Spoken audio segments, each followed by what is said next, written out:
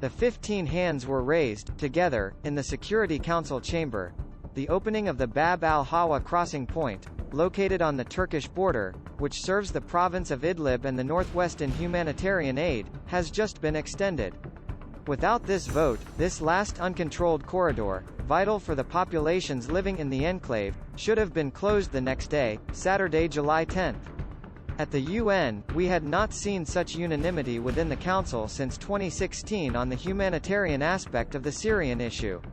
U.S. Ambassador Linda Thomas-Greenfield immediately greeted the disaster avoided. Every month, 1,000 trucks will be able to continue to supply the 4 million Syrians and refugees in this region.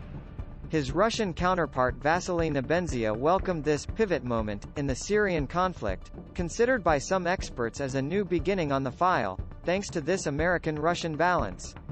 The Council dwelled on this victory, as it contrasts with all the last voting sessions.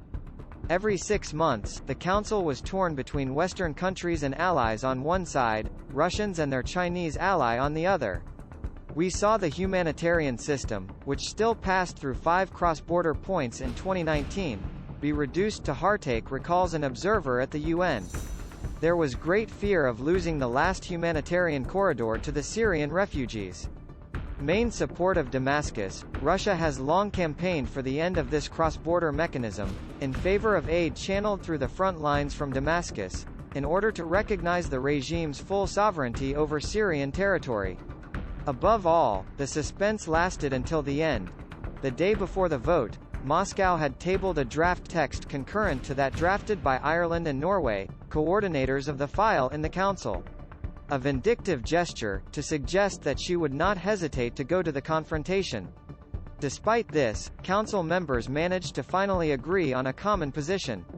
There were warning signs. The dynamics have changed over the past 3 weeks. We first saw a change in tone among New York diplomats, who until then refused to talk about a distribution of aid controlled by Damascus across the front lines. For the first time, some mentioned it as a possible option for the future. What to relax Moscow, even if they were only oral concessions, because we know that it does not work at all. The Assad regime refusing 50% of requests for this type of aid distribution, entrusts a diplomat to the UN.